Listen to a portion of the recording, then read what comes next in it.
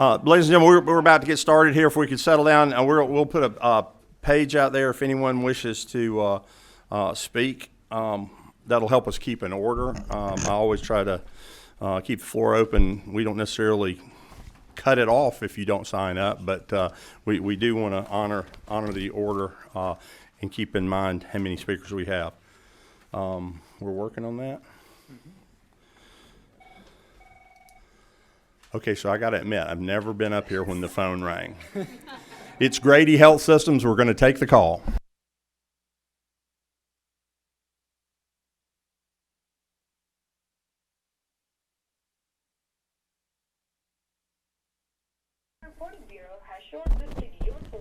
Can y'all hear that? And that is why. And that is why yesterday in Energy, Public Utilities, and Telecommunications, we passed a measure out to allow the Attorney General to have a larger civil penalty for people that spoof and call you on your line and try to perpetrate fraud on Georgians. So that's a bit off topic for the Higher Education Committee, but it couldn't have teed up for the need for that additional opportunity for the Attorney General to take care of Georgians.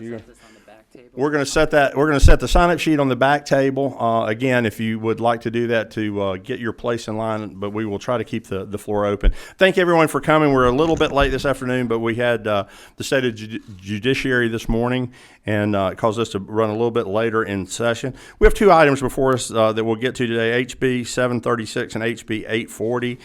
Prior to doing that, we're going to go with Dr. Tristan Dentley from the Board of Regents. I'm going to ask you to come up and make a presentation, Dr. Dentley, and if there are speakers after that presentation, we'll take those. If you could just gauge your presentation based on the interest, knowing that we have two additional items after you. Dr. Dentley. Very much. Thank you, Mr. Chairman. Let me see if I can get the microphone where you can hear me. Here we go. So this afternoon, I wanted to talk about work that we are doing to redesign the general education aspect of the degrees in the university system of Georgia. I think you understand that part and parcel of every degree program in our portfolio, every undergraduate degree program, is a set of courses that are sort of the basic foundational building blocks of learning. And that general education structure really hasn't changed appreciably in the last 30 years. We made some minor updates about 20 years ago, and I'm certainly not saying that just because something's old it needs to be redone, but if I was saying that, then I would be worrying about myself today. But certainly the world is a substantially different place, and the world of work is a substantially different place than it was 30 years ago. And so the work really grew out of work that we've had going on in the system for over the last 3 years. The Chancellor created a body of work we called College 2025, which was really to think, well, in 2025, where is the future leading higher education? What's the purpose of higher education in this state? What should we be doing to produce more effectively an educated workforce here in the state? And then I think last, I guess I was here maybe a month ago, maybe 3 or 4 weeks ago, talking about really work that grew out of that, the creation of the new Nexus degree, our doubling down on really putting in place student success and completion initiatives, the Momentum Year work. And so all of this is really grounded in that same work where what are ways in which as a system we can move into the future to create an education which really meets the needs of an educated populace here in Georgia. So the timeline for this particular general education redesign began back in May of last year. The Chancellor announced that at our May board meeting, and then we created initially a group we called the Design Committee. Their task, it was a task of 15 or 16 people. They were higher ed administrators, faculty, students, but also we had representatives from industry who were on that group. And the idea was for them to tell us, well, what should the design be? What should we be trying to achieve by this aspect of the core curriculum? And so they then worked throughout the summer and early fall to come up with a set of design principles, and I'll allude to what those are in just a second. All through that process, we then worked, as you might imagine, to engage the rest of the system in that work. This is clearly not something to be done in a vacuum. And so we have had well over 1,000 different pieces of input from faculty, from the general public. There's a web forum where people can share thoughts and ideas and reactions to that work as we went through it. And so all of that then culminated in September. And in September, we presented then those design principles to the board, and the board approved those basic design principles. What should the new design do? That then kicked off, as you might imagine, the next phase of work, which was to create, well, it's all very well to have these design principles, but what actually will this new Gen Ed look like? What are the courses that should be studied, or what are the material that needs to be covered? What's the structure of this? And so to do that required a much larger group. The implementation group has 45 people on it. Again, representation from every campus, from every sector, from every part of the geography of the state. All of the major disciplines represented on that group, as well as, you can imagine, there's all kinds of technical aspects in being able to implement this new redesign. So that group has met throughout the fall and early spring. And again, we've had very substantial input all along the way from faculty, that's sort of been incorporated into the design. I then showed a draft of that final design to the board in February, just a couple of weeks ago. And I guess this is part of what we're now trying to do over these coming months, is really to gauge input and reaction and feedback on this now specific proposal. It is still a draft and still is in a position where we can mold and shape this, but it is now at least a specific body of thought that we can now respond to. The intention is hopefully to bring this to the board for formal approval later on in the spring. So let me talk about why it is that we are even undertaking this work. So this is the structure of our current general education curriculum. It consists really of two basic pieces. The 42 hours of what we call the core curriculum, and then those other 18 hours of what we currently call Area F. These are the foundational courses that you take in a particular discipline. So, maybe 18 hours of business or 18 hours aiming towards a degree in biology. That's the idea. But that 42 credit hours of the core. So first of all, those are structured in what we currently call Area A through E, and you can see that they consist of communication skills, and there's mathematics, quantitative skills, arts and humanities and science, and social sciences too. So first of all, what are the current drawbacks to this work? So first of all, one of the major drawbacks of this work is that it is so structured. All of those 42 hours are basically completely decided. Sure, students have various different options in which course they take to satisfy the science requirement, or which course they take to satisfy the arts and humanities, but other than that, it is a very structured core all the way through those 42 hours. That has implications in the modern world. This was really created for a time when students went to college, and the college they went to was the college they graduate from. That is no longer the case. Many students today, they go to one college to transfer to another.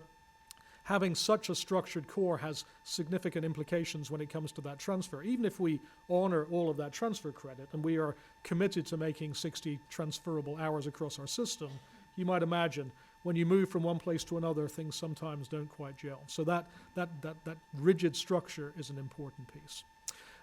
It is designed in many ways to prepare people to be a junior. It's prepared people for the rest of their degree. It's not in any way set up to prepare people for the rest of their lives. And I know I don't need to convince you that that's an important aspect of the curriculum today. It really is the case that students totally treat this as a checkbox kind of format. It's like a laundry list of classes that they have to take. So they don't see why it is that they need to take the courses that they're taking. I mean, I've been all over the state and asked students why they think they're taking them, and it's not going to surprise you. The answer they give is, well, because you make me. So it says right there, I'm supposed to take this one. And so we now understand the profound impact of students understanding the purpose of the courses that they're taking and how it actually fits into their curriculum. This is an important aspect. And if nothing else, I think you'll know that there is actually there's a statutory requirement that every student in Georgia is exposed to material that about Georgia history and U.S. history and Georgia Constitution and U.S. Constitution, and you'll see that's actually not specifically addressed in the core requirements that we have. It is the case that students are certainly satisfying that legislative mandate as they go through their material, but it's not specifically addressed in the current course structure that we have. So all of that really then led to us, as I say, rethinking these basic design principles. And so this is the design structure, and you can imagine behind these there's much more detail, but I won't trouble you with that today. The first is we are still utterly committed to a well-rounded and foundational role for this kind of learning. It's actually much more important today than it ever has been. What we know of the modern worker is they will go into the workplace and maybe have a dozen careers in their lifetime. Maybe half of those careers haven't really been invented yet. And so it's even more crucial than it ever has been that when we create this foundational, well-rounded graduate, that they are prepared for not only what we have right now, but what is yet to come that maybe is completely unknown. So this idea of being well-rounded and this foundational material really is and has to be at the heart of this work. The previous structure you have, nowhere on the chart that I just showed you does it say anything about critical thinking or any of the kinds of critical soft skills that employers really yearn for today. I know you've read many of the materials that I have too, to know that in the modern workforce we really need people who are prepared with 21st century skills. I'm certainly not saying that those things are not an active part of the kinds of learning which we currently have across the USG. It's just nowhere are they specifically addressed in the current structure, and they should be. So embedding those 21st century soft skills in a deliberate way is an important piece of this. Success in all settings. I alluded to the fact earlier that our current structure really just prepares people for the rest of their degree. We really want a structure which prepares people for the rest of their life, and in all of those settings, that it prepares them, yes, to be successful in their career and in the workplace, but also prepares them to be an engaged and well-informed citizen, and also engages them to be part of a global community that will last the rest of their life. So to be a lifelong learner and to be able to be prepared for the rest of what life might bring. So success in all settings is a crucial aspect of this. Connections and coherence. I already alluded to this in the previous iteration of this. There really is little. Most students really don't put together why it is they're taking the courses they are, how they connect with what it is that they are, what they came to university to study. And so we need to build that connection into the fabric of the gen ed itself and enable them to make the connections with what they're studying and what is yet to come. And then the last, and I've already alluded to this, the board is utterly committed to making sure that however we change this, we create 60 seamlessly transferable hours. So if you take those courses and then move to another USG institution, that all of that credit follows you. I know I don't need to convince you how crucial that is. So those are the basic design principles. The question then is, well, how would you actually implement that? And so this is the proposed redesign of the general education curriculum. So the first thing to notice is that we have slimmed down the core elements from those 42 to now 33, but in doing so, we've now focused what it is that is addressed there in important ways, and also by doing so have created significantly more flexibility both for the institutions and also for the student themselves. So let me talk about the institutional flexibility first. In the previous iteration, as I said, it was very structured, very rigid, and there was essentially no ability for the individual institutions to bring their mission, their character to it. You know, we have 26 institutions, 350,000 students. The institutions themselves have very distinct flavors, and we believe that we would be well served by allowing the campuses to be able to bring that distinctiveness to that general education structure. So those institutional options allow that kind of flexibility clearly within some requirements and boundaries. So that's the institutional options. The exploratory courses there in the bottom right. As I said, as we currently stand, it's such a rigid curriculum, students really do not have the ability to kind of explore in any kind of way. Now, one of the ways in which students explore is that they come to campus, they choose a particular program, only to discover actually that they maybe would be better served by being in a different program.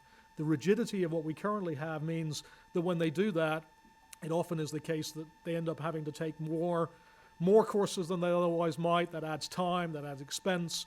And so this kind of flexibility allows for them to be able to change from one program to another in a way that doesn't penalize them in ways the current structure does. Similarly, those exploratory courses allow students to be intellectually curious, to take courses that wouldn't otherwise be available to them, to explore some intellectual avenue that might be well important. And perhaps even more important to that, these exploratory courses allow students to personalize their curriculum and really dig much more deeply into perhaps some specific aspect of the degree program that they're studying. So those exploratory courses really do create a significant amount of flexibility for the student, completely unavailable as things currently stand. Let me go through the subject elements of the core again so you can see what's there.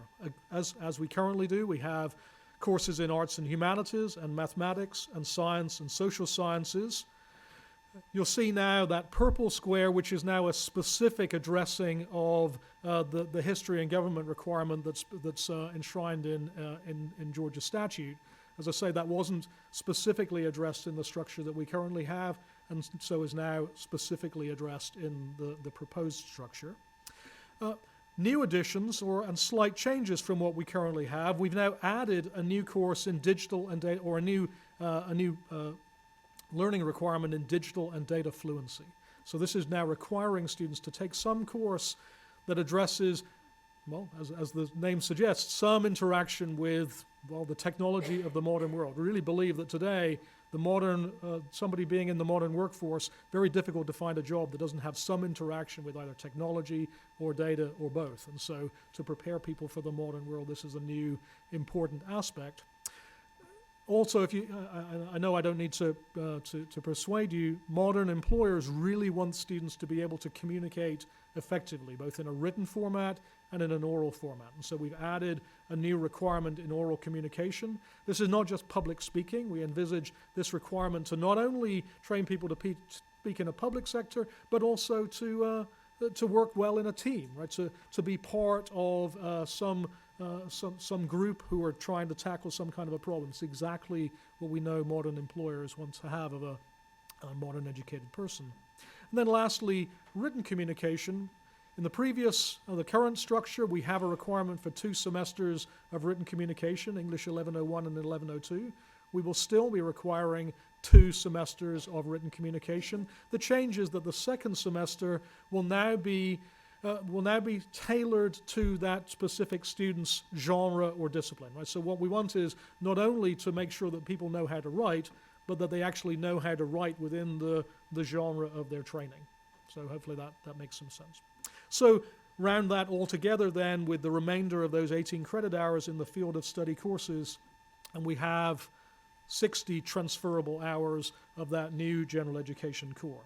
Now, as I said earlier, that's only a part of the picture, because I haven't yet addressed any of those modern cross-cutting skills like critical thinking or global competence or information literacy. And so as we create these new curricula, the intention is to deliberately infuse all of those courses with those cross-cutting skills. As we talked to faculty all across the system, there was unanimity that no particular discipline has the corner on any of these particular topics. There's no one topic to say we're the one who does critical thinking. Everyone does critical thinking in some subtly different aspect. Similarly with information literacy and global competence. And so, again, in a deliberate way, we want to infuse all of those curricular elements with those cross-cutting skills, critical thinking plus then being critical and creative thinking and synthesis and research and problem solving, really getting people trained in how that might look slightly differently in all of those different discipline threads. You can see global competence, so you can see in the history and government requirement addressing questions of citizenship and ethics and culture and diversity, and that being threaded through many of the courses too. And then lastly, information literacy and data literacy and technology skills. In just the same way that we've equipped people with fundamental knowledge and skills around data fluency and technology, it's also the case that people need to know, well, how does this look across all of these different discipline threads. So, as I say, the intention then is to infuse all of that work through all of those core elements. If you're keeping track, we've now addressed almost all of the design principles. The only thing that's missing is how we tie it all together. And so we intend to tie it all together by creating what we'll call thematic journeys through the Gen Ed. So this is teams of faculty on each campus designing journeys that make sense within that campus culture and that campus context, but designed thematic journeys through that core curriculum. So you might imagine maybe a business major who now satisfies their Gen Ed requirement by following the Gen Ed with a global perspectives journey. And then another business major who follows the Gen Ed with a technology journey. And then another who does, I don't know, design and creativity journey. And these, as you might imagine, then add a slightly different kind of focus, a kind of slightly different kind of spin to that Gen Ed experience. It also means that when they sit down with a potential employer, suddenly they now can talk about what they did in their general education in an important way that they can't right now. I don't know anybody who's sitting down with their employer and saying, well, yeah, you know, this is the way that I checked all the boxes for my general education. Whereas I can easily imagine someone sitting down with their employer and saying, yes, when I did my general education, I did it with a design and creativity journey or something like that. So, to tie all this together then, a new slimmed down and much more nimble 33-hour core elements together with those 9 exploratory hours giving flexibility to the student, all fleshed out with 18 credit hours of the field of study courses, all infused with the 21st century skills and soft skills, and then tied together with the idea of a thematic journey that links and creates coherence. This is the proposal for the new general education. Be happy to answer any questions, Mr. Chairman. Thank you, Dr. Denley. I want to specific. I had gotten a question from some folks, you know, constituents. I don't know. It doesn't matter what part of the state came over, but specifically it was related to the history portion. So you have communicated through additional staff to me that while the nature of those, it being I believe I'll say this right, being taught as a single section, is that correct? Nomenclature, a single section now rather than 2 sections, but it is the belief, you know, that from the professional rigor of the course that the information that is required to be statutorily covered will be covered in a single section rather than 2 sections now, specifically to the history question and statutory requirement. So you're right, Mr. Chairman. As things, so the requirement right now is that we now have a specific requirement around history and government with specific learning objectives to satisfy the intent, we believe, of the statute, and so we actually already have some campuses who have already been satisfying that learning objective with a single course, and we believe that can very adequately be done in the future as well. That's right. I have a couple of questions. I tried to write down the numbers. I believe number 12 belongs to, is that Representative Perkle down there? It is. Go, yeah. Yes, sir. Thank you, Mr. Chairman. And I share the chairman's concerns regarding history, and there is we've got it in code. There's a statutory requirement regarding Georgia history, U.S. history, and it appears that we're trying to pull those into one, and I do have a great concern because my concern is with the brand. When you get a degree from a USG institution, it means something. And it should mean something. It should be difficult. I heard the terms flexibility and stuff, and that's great. I saw an article the other day that a nationally known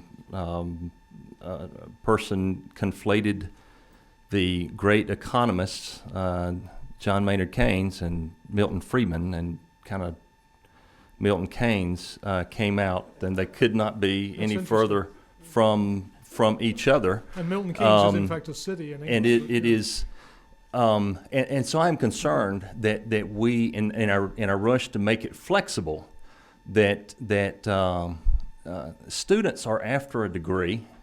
We want them to have an education.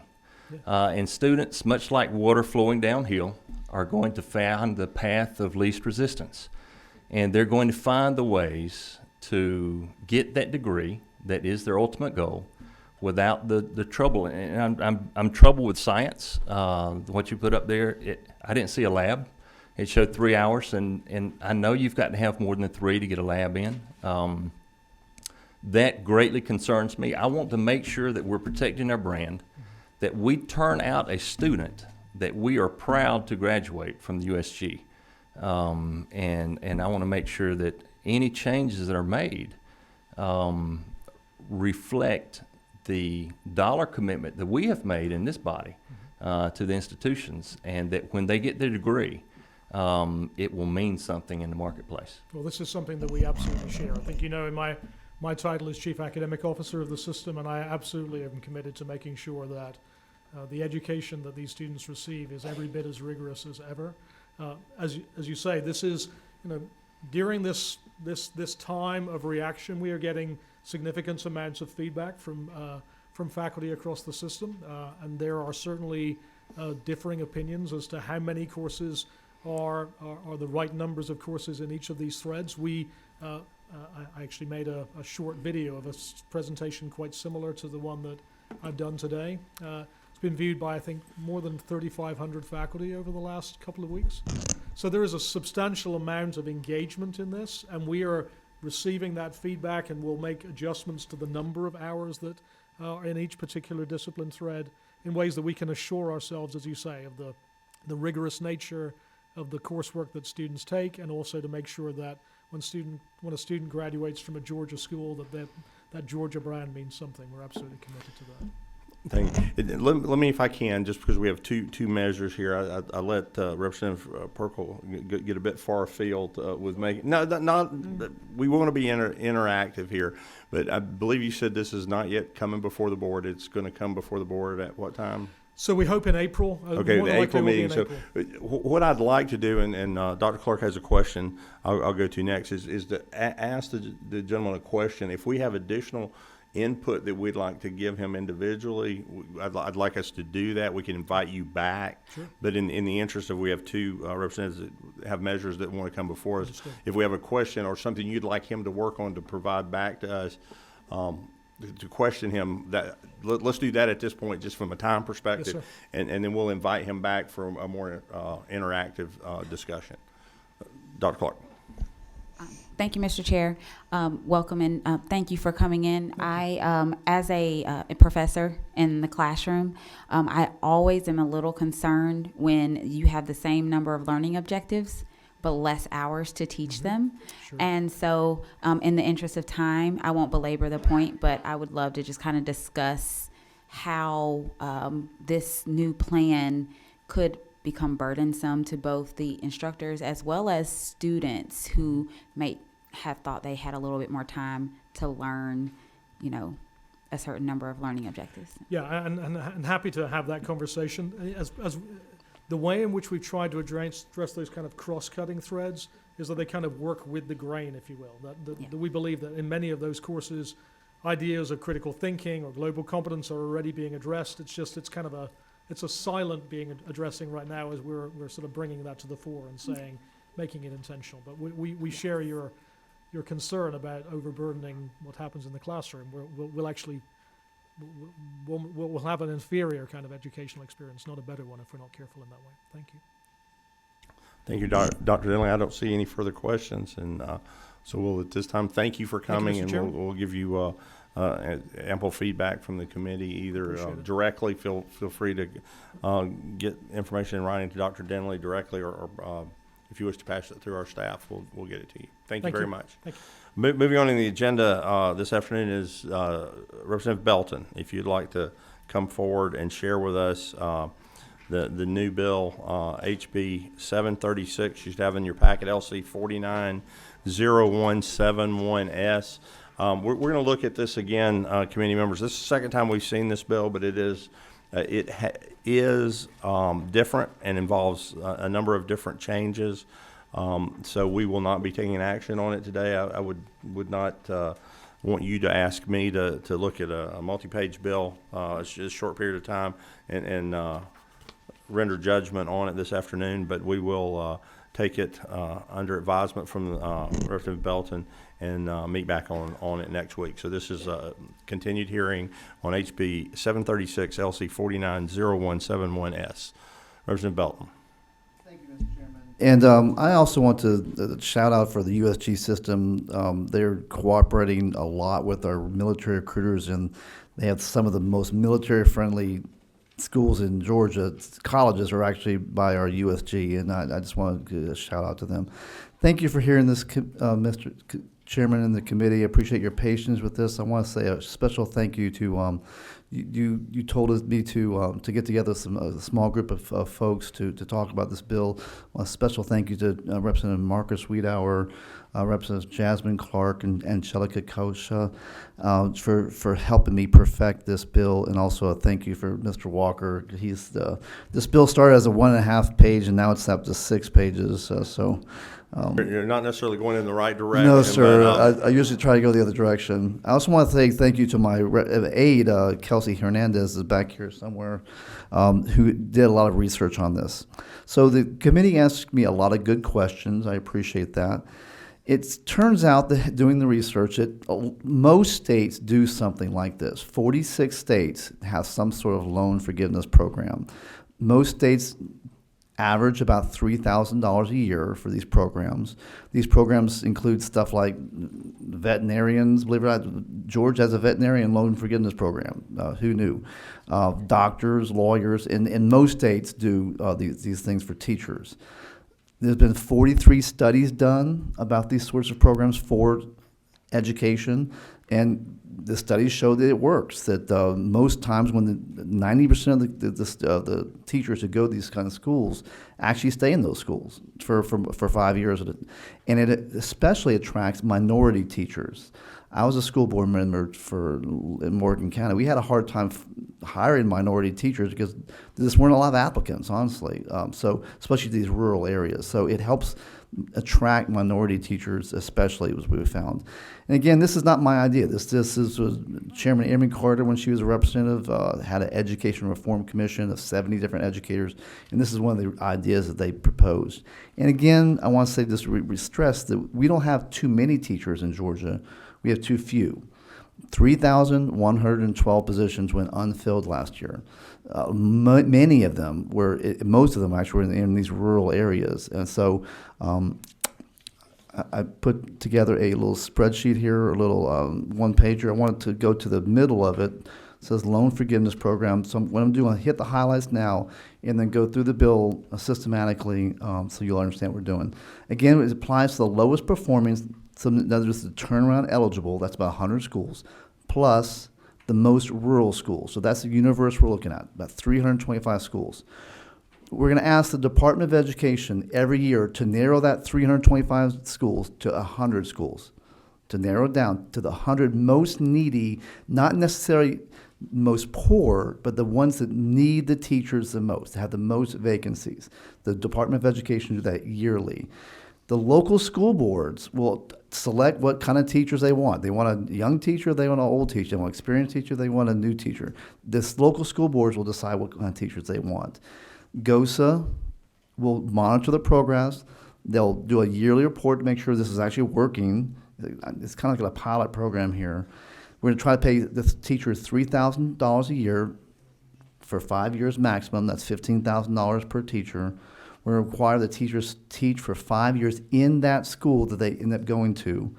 It's going to be a first served basis until the funds run out. And I'm saying 1,000 teachers maximum at any given time, and that'd be a maximum of $3 million per year, and there is a sunset on it. The chairman asked me to go through it systematically, so I hate to try to be progressive with you, but I want to go through the bill kind of not line by line, but in paragraph by paragraph.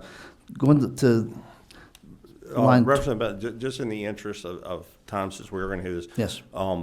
Start at as high a level as you think, and we'll let the committee drive you down to a more detailed level. Like what I was getting involved in is like October 1st, December 1st, a flow chart of how the process would work rather than necessarily Okay. the deep details of the prescription. Yes, sir. So basically, line 70 says October 1st of every year, the Department of Education will decide amongst those 325 schools that they've already just set, the most rural plus the 100 of the lower performing schools, and they will decide for that year which 100 it's going to be. They'll decide which are the most necessary. Then, and they'll publish that by October 1st. By December 1st, they'll say, these are the schools we're going to say. These are the 100 schools, and we're going to give so many slots per school. So, school A needs 3, school B needs 2, school C needs 3, bring that down December 1st. Why December 1st? January is when teachers start to decide, hey, I want to go to renew my contract or to decide where they're going to go to school, teach. So around the January, February timeframe, they'll know, hey, the school, A has 3 slots for this kind of a program, and if I go to that school and get hired by that school in this situation, that I'll get this bonus. And that way, but so there's 2 tracks. The teacher has to do what the teacher needs to do, and the school board needs to do what they need to do, and the Department of Education will decide how many slots per school. The ones that teacher's in that school, as long as that teacher stays at school, they'll be getting the $3,000 per year for 5 years. The Governor's Office of Safety every year will do a report on December 1st, and to make sure this is actually working. And basically, we also took out, we said, there's a lot of talk about whether that should be a loan forgiveness only, or if the teacher did not have a loan, how about what would happen to them? So in line 130, it talks about line 131, that we're going to prioritize teachers with a loan. But if teachers with a loan, if we run through those teachers and we have no more, then teachers without a loan to be forgiven can also be in this situation. So basically, the teachers with a loan would have priority over teachers without a loan. And of course, the next couple of pages are, if the teacher was to move out of that school voluntarily, then that the teacher would no longer get that pay thing. It's also critical to remember that the school board can decide what kind of teachers they want. They want the new teachers or the old teachers. So as long as you're moving into one of these systems, you would be eligible for this system, for this thing. But if you're already in place, you would not be eligible for that. I just want to clear up here. The attorney can help me here. When we're talking about new or old teachers, that is not in terms of chronological age. I believe that would violate one or more employment issues. I don't think the gentleman he's talking about tenure. If they needed an experienced teacher in the area of mathematics and so forth. So when we are talking about experience, let's Resident Bill, let's talk about experienced teachers or ones that are just beginning. Just to be clear, though, if anybody's playing this back, I don't want us to get in EEOC issues. Yes, sir. Thanks, sir. So that's essentially the bill. Do you have any questions, sir? We do have a couple of questions. I tried to do this. No, is that Representative Washburn or is that Representative Dreyer? Yeah. Yes, sir. Thank you, Mr. Chair. Representative, I think that we would agree this is not a perfect bill, and this does not solve all our problems with teacher recruitment and retention. But this is a step in the right direction along that path, right? I believe so, and I like to say it's a pilot program, and it's very small, really. We have most kids who graduate from USG have $27,000 of college debt. That's the average. So the college debt is a problem in America. We know that. Most states have some sort of college debt forgiveness program. Georgia is one of the few that don't. So it definitely is a need in these rural schools, especially. We have great economy in America, but yet we also have the 8th worst poverty in America. It's in Georgia. So there's a lot of these areas that need these workforce development, and workforce development is solved by education. thank you for bringing this bill. Thanks, sir. Representative Burnett, number 27, yes. Good afternoon. Thank you for bringing the bill. We have had some conversation about the bill. If they leave early, do they have to repay the money back? No. Okay, thank you. But so they're going to give the money $3,000 at the end of each year. If they left after the year 3, they would have had $9,000, but they would not have to repay that $9,000. No, but they would not get the other 2 years.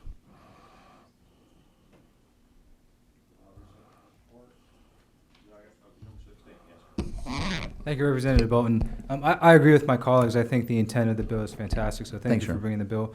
I did have a question. On line 117 and 118, and this is my first time reading the bill, more questions may arise, but it seems to limit the eligible teachers who could participate to those who graduated from a post-secondary educational institute, which is on lines 32 to 38, or 32 to 35, defined as a teacher who graduated from a Georgia, a USG college. Would there, especially if we're trying to recruit new teachers to work in turnaround schools, would it be perhaps better to expand that so that you could try and recruit teachers from anyone who graduated from a college in the United States or even around the world? Well, that's a great question, Representative Park, and I am up to whatever the committee would like to do here. I like Georgia schools. I think we do a great job in Georgia teaching teachers. But if the desire of the committee is to expand it to any person anywhere, that's fine with me.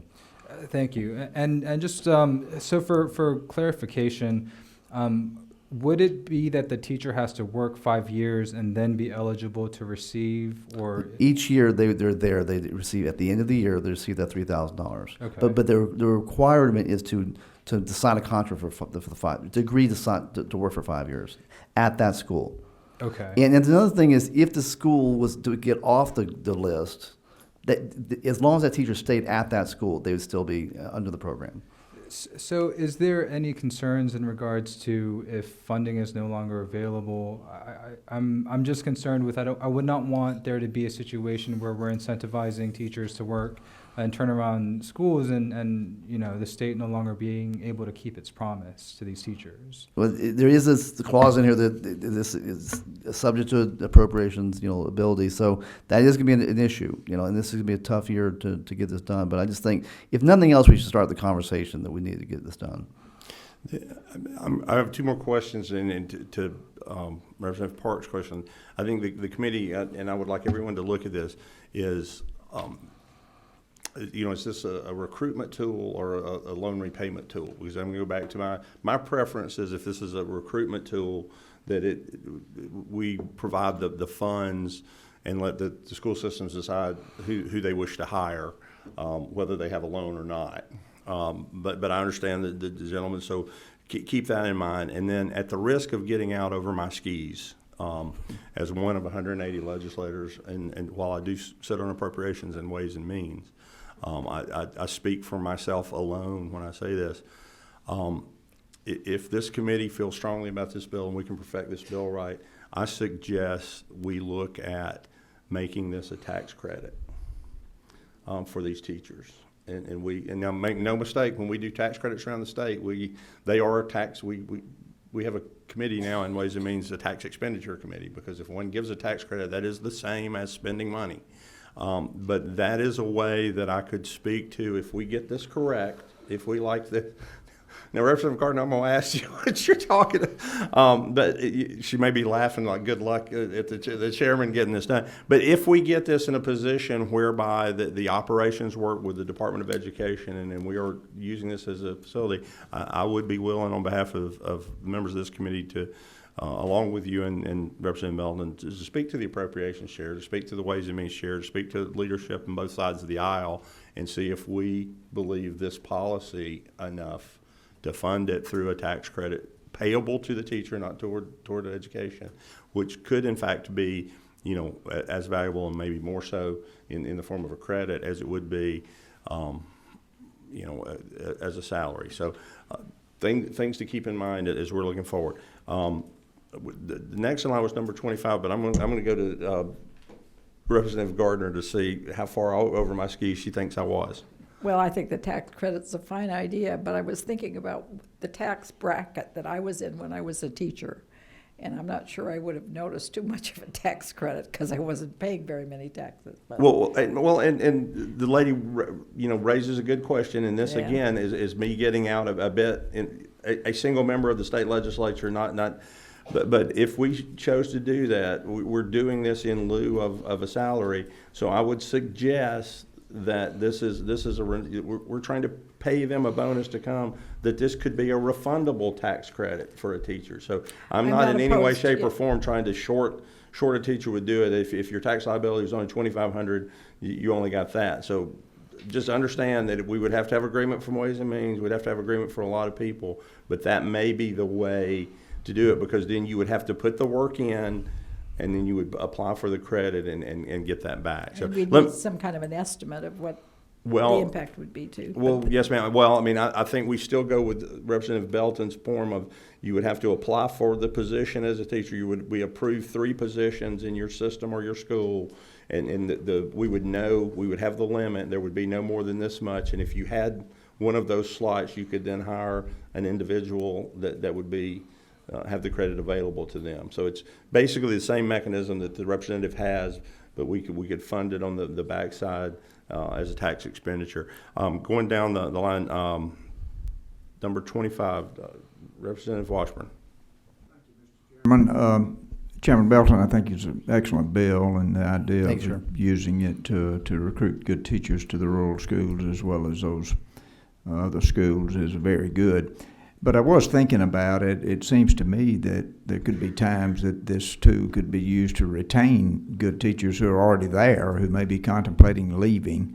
Did you think about that? And I know it'd be a little more difficult to handle. I'd love to give another $3,000 pay raise all of these teachers in these very rural schools, but then you expand it to a point where it's a lot of money. The $2,000 pay raise to teachers is going to cost us $500 million. Well, I was just thinking that could there be a way that the administrators could be empowered to use that to try to retain a teacher at renewal time? And I'm up to the will of the committee, but I think, again, I am trying to do 2 things. I'm trying to do loan forgiveness, which is a problem nationwide. I'm trying to recruit new teachers. And again, the teacher pipeline is shrinking. The number of kids in Georgia is going like this, and the teacher pipeline is going like this. And at some point, we're going to have too many kids with too few teachers. Mm-hmm. I mean, this last year, 3,112. That's 90,000 kids are not being served properly because of this shortage. And most of them are rural, and then you have these problems in the rural areas and workforce development. I don't know if how many of y'all are appropriations, but we're going to get back to the questions. Yes, sir. Chairman Knight. Just a quick follow-up, Mr. Chairman, on your thought. As I read, the current bill has this going to the school system and then the teachers. Your idea may have merit. Obviously, we have to go through run the traps, if you will, but it, that could go directly to the teacher versus going through the school system if that works out. I just wanted to address one thing, because we've heard a lot of questions about what if someone leaves, but do you have any data showing that teachers do actually stay? Can you speak to the fact that in other states, whether or not other states that have this loan forgiveness program, have they been successful in retaining teachers in these schools that they need teachers in? That's a great question, Doctor. And again, Kelsey Hernandez, my aide, did a lot of research, and I can get those papers if you want me to. But actually, 90% of the teachers that did this stayed for 5 years. That's really well. And the 43 studies have been done, and the studies show that this actually works, as long as there's about a $3,000 pay raise. If it goes underneath $3,000, teachers won't move for that. They won't do it for that. So there's a minimum you have to have. Thank you so much, and thank you for bringing forward this bill. We worked on it. I think it's a really great bill. Coming back to the teacher retention, you just mentioned the number 3,000 is critical. This brings me back to what Chairman Martin just said, that we may talk about the tax credit. If the purpose of this bill is to incentivize teachers to go to turnaround schools where we have the largest need, then we really want to keep the incentives. So I would really struggle, really someone would explain to me how a tax credit would do this. And then we have the data from other states that show that this program works, loan forgiveness works. So maybe, I don't know if other states have like a tax credit program for turnaround schools. And if they do not have it, they probably ask the same questions. So I would like to see some data that a tax credit would work better than this.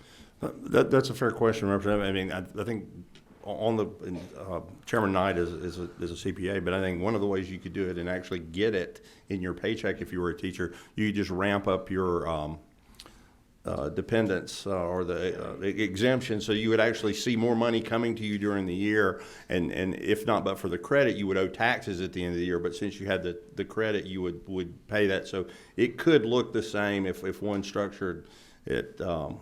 So it's real money. It's not. I understand what you're saying. If they don't get it during the year, but there's a way you could do that, and I suggest that because it doesn't then depend upon, the appropriation process every year. If it goes in loan with a cap as to the tax credit with a sunset date, then it's out there every year. Representative Knight, did you want? I would just echo your comments, and again, I think from a bigger picture, if you could do something straight to these teachers versus going through a school system to do that, then it's just one step. If they qualify, they qualify, and but again, we'd have to run the traps from the tax perspective. But I think your idea has merit. Thank you, Mr. Chairman. I'm sorry I had to step out and step back in, Mr. Chairman Belton, and this question may have already been asked, but I'm going to ask because I would like to know. You referenced in the bill, this is for turnaround schools? Turnaround in the most rural eligible schools. So the most rural means the most distantly away from urbanized areas. Right. In the event the school status changed from being a poor performing school to something more. So in that case, the teacher, as long as it stays in that school, would keep the in the program for the 5 years, even though the school became off that list. Okay, gotcha. Basically, we don't want them to work. We want them to work themselves out of a job. We want them to do well. We're not going to take the job away. We're not going to take the bonus away while they're doing it. One does not. And we're hoping there'll be no turnaround eligible schools. That's the goal. All right. Are there further questions of Representative Belton on this? We have a couple people that want to speak to us about it. So I'm going to go to speakers. Representative Belton, if you want to stay seated there. Mr. Josh Stevens with Page. Welcome, Mr. Stevens.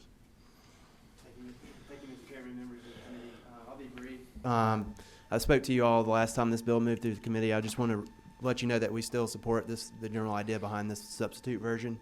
Like Representative Dreyer said, we see this as a tool in the toolbox to help with some of the recruitment and retention efforts as we start trying to bring more teachers to these rural schools and the other high-need schools that have been described so far. So thank you all for the work that you've done on this, and we look forward to continuing the conversation. Thank you very much.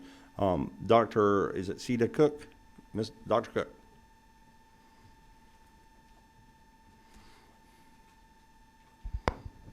Thank you so much for all of this. I'm in the situation that often happens down here that the version of the bill that's still online that I could get to is the 1.5-page version. So some of what I was going to say may already be dealt with. But I'm also a retired history professor who went through a lot of discussions on what you were talking about earlier. So in some ways, I'm concerned in both contexts about college students, including especially those who are going to be in secondary schools and even others, to have what we used to call majors, areas of specialization. And I was reacting in the version of this bill where it said for teachers who, in effect, had a major in education. And when I was teaching at the University of West Georgia, the change happened that future secondary teachers had to have an arts and science major along with the education courses that they needed to take to have a license. And I would hope that I would be that would often mean 5 years. So I hope it's not limited to somebody who finished in 4 years, which sometimes happens. And there's just other elements of that may already be taken care of in the 6-page version. But I wanted to raise that. And I apologize for not being here when this was discussed before, but I also am interested in the future discussion about the whole program that was talked about earlier. And how because I believe in all those issues he raised about critical thinking and having the flexibility and all of that. But I also taught Georgia history and U.S. history and often talk about, when I deal with K-12 schools, the need to have what I call STEAM, to have social studies added to it. And so how all of this can go together and be taken care of to definitely help the people who need help with those loans. Yeah, yes, ma'am. Well, if you don't mind sharing with us your email address, we'll put you on the list for the committee and get you out the information. And we thank you for coming and thank you for your work at West Georgia. Thank you so much. Yes, ma'am. Are there any further speakers that want to speak to HB 736? HB 736. I just want to sound out real quickly from the committee. Can I just get a sense of the order for direction? Does the committee, as we're working on this, because we want to work on it again here next year, for the sense of the committee, is this a recruitment bill so that we should give equal weight to getting a bonus to teachers we're recruiting irregardless of their loan status, or does the committee wish to continue it as a recruitment tool but giving preference to the loans? This not an official vote of the committee, it's just a sense of the committee. If you would prefer to give a preference and you care to do so, say aye. If you prefer to give preference to those with a loan, which in the chair's opinion, I'm biasing the vote, I suppose, I'm leading the witness, but it limits the school in filling the positions. But if we wish to direct the gentleman to continue to give preference to individuals that might fill these positions that have a loan, as opposed to just giving a bonus to people to come and fill positions, then I don't know. I mean, if everybody's not opposed, I mean, if you wish to give that preference, raise your hand. If you wish to give the preference to a loan as opposed to just giving $3,000 to people, whether or not they have a loan, if they're willing to come to the needed schools. Yeah. Yes. Sure. I want to head us down that direction. Yeah, well, Dr. Clark. Just for a point of clarification, when we worked on the bill, what we said was preference would go to those who have a loan. But if the program is having trouble finding teachers with loans that want their loans forgiven, and there's still slots available, you don't have to have a loan to get it. It's just more of it's kind of tiered. So the second tier would be those who don't have a loan but want to go and work in these schools. I understand, and I hear that. I guess and again, I'm telling you how I feel. I mean, and I'm one of 25, 26, whatever we have. My worry with that is we're then we're a subset of applicants available. If a school applies for this and they get 3 slots, what you're saying is they have to use this, if 4 people apply and 3 of them have a loan, they have to use the 3 that have a loan first, even though the one that didn't have a loan may be the teacher that they want. That gives me pause. Okay, but again, I tell you, I don't want to put people on. We do need to move on. We have somebody else in that, so I don't want to put people on the spot, for doing that today. We can draft the bill, Representative Belton, much like you have it now. If there's a sense of the committee that they wish to strike preference, that's an easy thing we can strike out of the bill. So without having to do that today, I won't put the committee on that. I was just trying to give the gentleman some direction. Chairman Knight.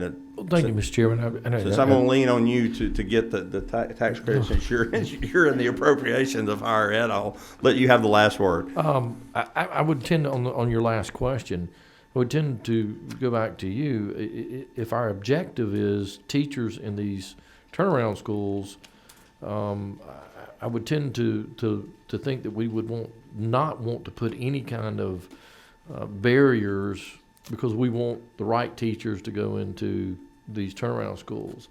And again, whether it's a loan or not, and again, I'm practically thinking, but maybe in some cases a newer teacher with a loan may not be the right experienced teacher with years behind them to go to some of these turnaround schools. So I would think we would not want to limit or put a barrier, like you set up, to that. If our objective is the teachers and turnaround, we want to go after teachers and who's qualified to make sure that they're turning these schools around and not tiering it. I tend to agree, and I'll leave that for the put that across the will of the committee at the time. Again, we'll try to work with Representative Belton to draft the bill such that it doesn't have to come apart and go back together in committee. We can do it in a smaller. With that, there's a couple more. We need to get to the other bill. I mean, do you mind waiting, or do you have something that's burning? In number 28. Pat, do you have, As we possibly can get in those classrooms where they need good teachers. So I was tending to agree with Representative Nutt. We'll keep that open. We'll again, I'll yield the will of the committee. We have some things to work on, and I thank you very much, Representative Belton. All right, we're going to move on now to HB 840, Representative Wiedauer from the 119th. Thank you for your patience. Dr. Shook, are you going to come up and help our freshman legislator from? No, I mean he's. Thank you, Representative Wiedauer. If you would introduce us to your colleague there, and I think we've met him before, but do that and present your bill. 840. Let me read the LC number. We also have LC 490065. Yes, sir. Thank you, Mr. Chairman and committee. This is Kirk Shook. He is the director of the Non-Public Post-Secondary Education Commission. This is an agency bill that was brought to me to run through here. Basically, what we have is some things that just need to be updated. This was enacted in 1990, so we're just kind of clearing some things up, and we'll go through each of those. I know I've been working with some committee members on some of the questions. We hope to answer those today, but I'm going to turn it over to Kirk real quick, and we'll go from there. Well, thank you, committee members. I believe that you have an info sheet here at your desk so that you can see on the side the legislative impact, give you just an idea of what each of these sections does. So I'll just kind of give you a 30,000-foot view, and then you can ask specific questions you have for me or the representative. In sections 1 and 3 of the bill, this is basically to allow some flexibility with our agency to essentially get with the times, to be able to use virtual methods for certain schools, for site visits, basically on an every other year basis. Currently, our practice is every single school that we regulate, we go into boots on the ground because that's what our legislation says. So in the effort of trying to leverage technology to save funds for taxpayers here in the state, we want to try to offer some flexibility for eligible schools. They'd have to be accredited, they'd have to be in good standing with the agency, and at the direction of the executive director to determine if we would allow some flexibility on an every other year basis. So sections 1 and 3 address that. Section 2 is a code correction. There was an amendment that was made to this code section in 2015 that struck an entire section and everything below it moved up. This section was not corrected when that occurred, so this came to my attention a few months ago. So this is just essentially bringing back the legislation, or excuse me, our code section to the original intent that was put in place when the agency was founded. In section 4, again, kind of a little bit of a code cleanup based upon some changes that were made last year relating to bond, but also adding in another level. Again, thinking of the idea of inflation and those things, we've added in a additional level of bond. The highest bond level was at $500,000 or more for tuition. $200,000 bond is what the school had to hold. We now have a threshold of $1 million, and there are several schools that fall into that category, or would if this were in place at the time they came on. And so we've added a new bond, security bond, that's required $450,000. And then the final section, Section 5, allows our agency, if we go to court, we had at least one instance of this happening in my tenure so far, that we can recuperate court costs that may come if we win these cases. And it's typically when we go after a bad actor or something like that. That costs our agency sometimes a lot of money. Prior to my tenure, I think they had a case that cost the agency, which has $1 million budget, by the way, $11,000 to deal with, and the agency won, but we had to eat those court costs. So that's basically the idea of the bill, and so if you have specific questions on sections, I would be open to that. Thank you. Did you have anything, Representative Weedow, or you want? No, I would really like to get on to questions because I know there's several. You had a good partner there. I want to ask one question that you're right. You have to. I should have mentioned this to you earlier, but I think we may have a change here and there. I'd like to look about the bond. It seems rough that we were going up 100,000, 50,000, and now we're going to go, between 500,000 and $1 million. You're 200, but if you go $10 over that, you're all of a sudden over doubling your bond. Maybe there ought to be a step that. I mean, I don't want to make it too onerous on you, but it maybe needs to go from $1 million to $1 million to, 250, 300,000, and do you see what I'm saying? I mean, you go $10,000 worth of tuition over $1 million, you're now over twice the amount of bond. I mean, give some thought. I mean, I know you got some member schools that do it. I'm sure you're fine with that. It's a big jump. Yeah, and basically the idea behind this $450,000 bond is that when a school went from being authorized to exempt last year after some legislation came through, I came before this committee to speak on, it was suggested by the Senate to add in this $450,000 bond requirement on that school. This school has over $1 million in tuition. I don't know the figure off the top of my head. And so we added this in to essentially, so it wasn't just this school forever and always, $450,000. So this was just to essentially broaden that. And this would only be for schools, new schools, and if they're already there. I'm with you, and we'll. And I'm fine with it. We'll take it offline, but you're right. You do make a point. This is for new schools. This is not somebody that tuition kind of grows into the $1 million. Fair enough. Number 28 was first. Thank you very much, Mr. Chairman, and thank you for bringing this bill. It is apparent that there are some conflicts in language. I mean, we've been working on this bill since I've been here for quite a few times, adding exceptions here and there and not noting what the minimum standards were. So I really appreciate the fact that you're trying to make this all make sense. I do have concerns. I mean, my first experience with this were young people who went to schools that were not necessarily very strong financially, ended up with loans that followed them for their entire life. And so to the extent that you can regulate those schools, I think the work that you're doing is really important.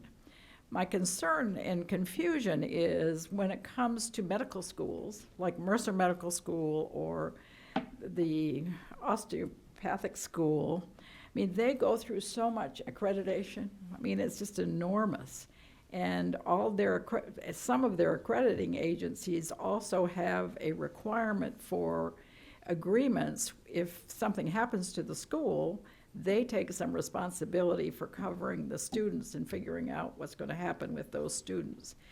So I'm not sure that even though the minimum standards suggest they should be submitting something to you, then I read the exceptions, which suggest that they shouldn't have to do that. And I want us to think about whether we're duplicating expertise at a national level that really relates to medical schools, dental schools, certain kinds of institutions that are definitely not fly-by-night institutions.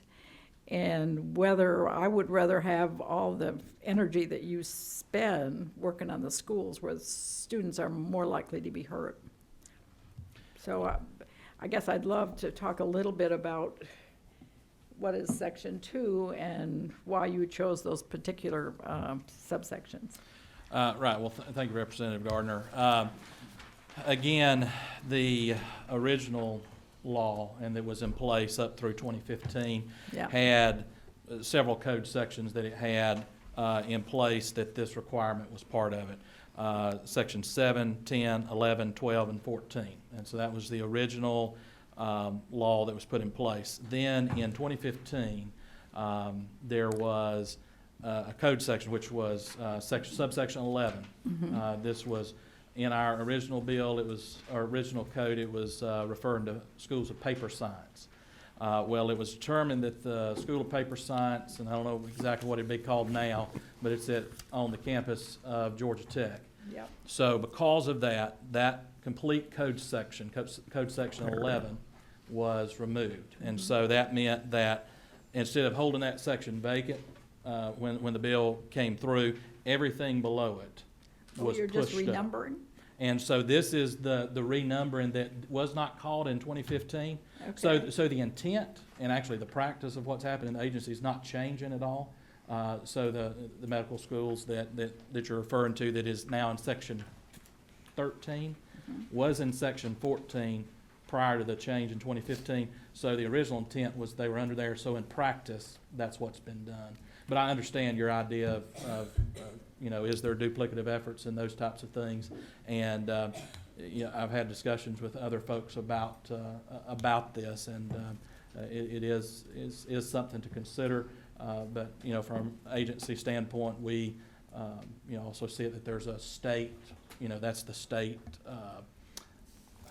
The triad is what they call it in higher ed. There you have the state component, the creditor component, and the federal government component. And so this financial matter, which they send financials, we do a review and we report to the governor. That's where this comes from. And if I can draw a circle around this, is it your representation that what's going on in Section 2 of the bill is just to put the code back like it was, whether we agree with the policy or not, but just put the policy back as it was prior to 2015? And Mr. Chairman, if I may, and I was going to get to this as a suggestion, I wanted to get with Ledge Council on this. To clarify, moving forward, not to go in the wrong direction and add pages to this bill, would it behoove us to add in that section, code section 20-3-250.3, just so we can clarify that it is just a renumbering? Let me step in. I know there's a lot of places we refer to bills in the years I've been down here that if we included that in the bill, we could kill ourselves and we'd kill a lot of trees. What we'll do when we bring this back is we'll print out the official code of Georgia pre-15. We'll print out that section. We'll put it in here. Don't put it in let's not put it in the legislation. That'll just confuse things when we go to the floor. People see sections on the floor even with no changes. They immediately think you're setting it up to change something when you amend it on the floor. So I hear what you're saying. We'll have that direct information for the representative. More question, Mr. Yes, ma'am. Do you believe that there is a conflict between the minimum standards and what the exceptions currently say? I mean, not that I'm aware of now. I guess I would need to dig in deeper, but I don't think so at this point. But I could look into it more. As an example, is medical school, Morehouse specifically happens to be in my district. I mean, are they currently submitting all this information to you? Well, let me explain the difference between like Morehouse and these schools that are in this section, which is all part of Section 3 in our code. Those are all exempt institutions. Exempt institutions are those which are exempt from authorization. I mean, they don't have to go through all the same requirements as the schools you were mentioning that you want to make sure that we want you to monitor those. Right, and we do. And we require yearly applications and review and all of those things.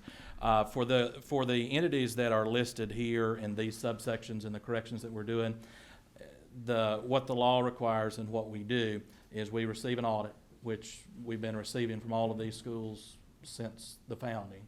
So you've been receiving an audit have. from Morehouse Medical We School? have, and we did this last year. And you but have people it wasn't in the law. Pardon me? It was in the law after the change, but they had No, I- traditionally been doing that, and so we just caught that, our law was not. So it is your opinion, though, that the state has a role in overseeing these institutions, even though they have 4 or 5 other national accrediting agencies? Well, the reason why I wouldn't want to say that is just that they have a lot of accreditors and those things. There are a lot of for-profit schools that have a lot of accreditors too, that are national accreditors, that I don't think that members of this body would necessarily want us to say, since you're accredited, then we're going to take Like a the one that complete went step out of back. business, you mean? Correct, like this time last year. And that was one who had a regional accreditation and was a technically nonprofit and all of those things as well. So Is it important that, for example, the medical schools have a remedy for students if something should happen? I mean, that they take the responsibility for making sure the students find a Right. place to finish their education?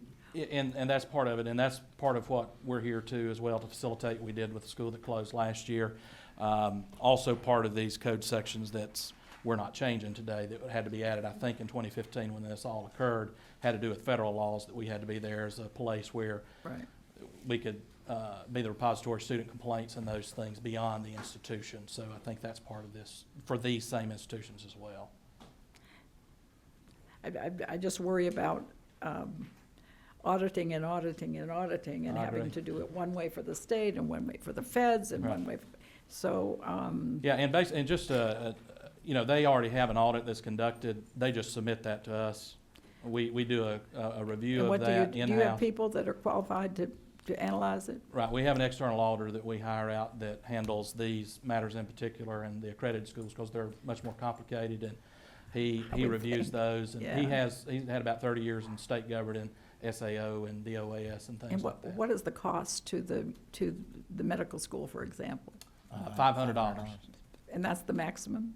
That's right, it's just for all the audits, it's $500 fee that each of these schools that are in this section, I think there's around 40 that submit $500 fee on each of them, and then that fee goes to essentially pay our auditor. Is that enough to pay the auditor? Almost. We need Well, to do some other things as well. We had in Chairman Knight's committee, we had a bit of discussion about their budget, and what I'd like to suggest is, we have 2 more questions, and I think we're about to lose some folks.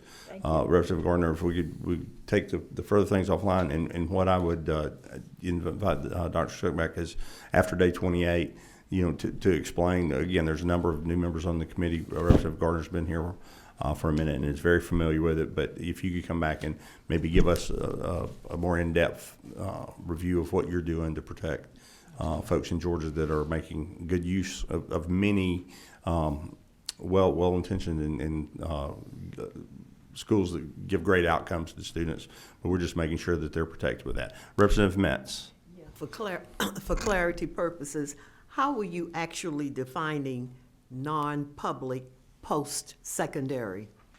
Well, according to our code, essentially anything that is not essentially USG and TCSG. So any type of post-secondary education. And so that ranges from your schools like we just mentioned, Morehouse School of Medicine and Mercer, to your traditionally for-profit schools like DeVry and those things, all the way to allied health schools. We have a horseshoeing school, a lineman school, you name it. We have about 300 authorized institutions and then another almost 300, I think, exempt So would I be correct in saying anything that is private?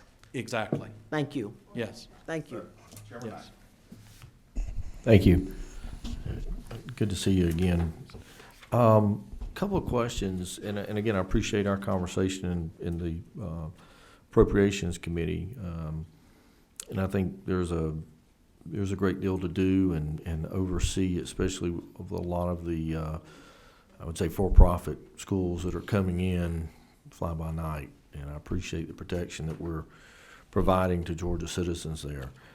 But a couple of questions regarding to the bill. Going back to Section 1, and please forgive me a little education here, but section 1, is that relating to for-profit or nonprofit or everything? In other words, if it's no matter what it is, it's included in section 1 of the bill. Right. So the only schools that we conduct an on-site review are those that are what we've been calling for-profit here, but the authorized schools. So the 300, I think as of yesterday, 311 schools that we actively regulate on a daily and yearly basis. Yeah, but for-profit versus nonprofit. In other words, help me clarify, because I'm trying to still, this whole big universe of education that we have here. We have a lot of the for-profits that come in. I mean, we see them on the television every day, right? Well, and technically, some of those are nonprofit, by the way, and by tax status. But I know what you mean. We see some of those games. Yeah. I think you and I spoke, and then, but you still have a non-traditional, truly nonprofit school. I mean, Mercer would be, or Morehouse, right? Yeah, that's in my vernacular. I refer to them as our traditionally private schools, because they've been around for a long time. So section 1 does apply though to everybody. Yeah, and no, this is just for those non-exempt schools. So your Mercers, Emory's, Young Harris College, those things. This does not apply to them because the only thing we do with those are the financial reviews that's required, and which we bring up in section 2. Okay. This is just for the reviews that we do on an annual basis of the authorized for-profit institutions. Okay. And I was just curious about the definition. We went from authorized program instruction just to authorized institution. Just curious what that reason. Yeah, this was, we talked about this in the office. Once a school is authorized, their programs we evaluate them and those things, but then we don't do an annual review of those programs. Mm-hmm. We hire, typically somebody that's an expert in the area that knows this business, and they review the program, and then we don't review the program every year, but we reauthorize the program along with the institution. So the way that it was written in the law, the program of instruction was not really, I don't think it was exactly what they had intended. I think what they were meaning is the annual review that we do. And so we just tried to clarify the language there at the behest of some attorneys that we spoke to about what that actually said. So this is just for our annual review that we do every year, that we review the entire institution and not the individual programs. Yeah. Attorneys will get you in trouble. Yeah. One last question, and it's actually the last couple of sentences of the bill. And again, I'm always cautious when we start, giving government the ability to assess, but as director, the ability to assess reasonable investigative costs incurred by the commission against any person or group found to have violated this part. That's 105, 106, 107. So when you say this part, is that in relation just to subsection 8, or section 18, excuse me. So relating to when I had to go to court last year, all the incurring costs that we incurred up to the point of going to court, any of those things potentially. All right, I just want to make sure we've got some parameters around that. That just, if we've got a bad actor that's taking us to court, or that has to, that's one thing. Yep. But I want to make sure we don't get too broad out there. Right. So let me go over here to the attorney again, because I think he's going to clarify what I was about to. That this section actually is in when you're referring to part, he's referring to something in the OCGA. It's a defined unit in there, because there's part 1A and 1B, I believe, in Title 20. Please, I'm going to turn you on there, number 13. Tell us. Thank you, Mr. Chair. Yes, if you refer back to line 12 in section 1, it actually introduces the part, and so it is part 1A of Article 7 of Chapter 3. So any references to part would incorporate this entire part, not a specific code section or subsection. There's the attorney going to get us in trouble now. I tell you what. So basically, everything that's encompassed in what Dr. Shook regulates, if there's a problem with that part, of a violation of that part, he would be able to assess reasonable investigative fees. and that part is no longer coming up. I was gonna tell you how many, subsections, but my 27. computer is not opened up now, but, Well, Mr. Chairman, I appreciate the questions, and I may follow up with the director later on for just make sure I'm going through and getting details. Thank you. we didn't have anybody, would you like to close out here? I think. No, I mean, I think these are all great questions. I know Representative Gardner and I have been working on a few things, and we'll continue to do that, and certainly Chairman Knight as well. So feel free to approach me with any questions. We'd like to get this fixed in any way we need to, and we'll be back in front of you. Thank you. I'm going to suggest on Chairman Knight's behalf, I think what he's thinking about there is, and Dr. You sit in front of us today. We see you and we trust you. We never know who's going to be in that chair at some point in the future, and this becomes statute.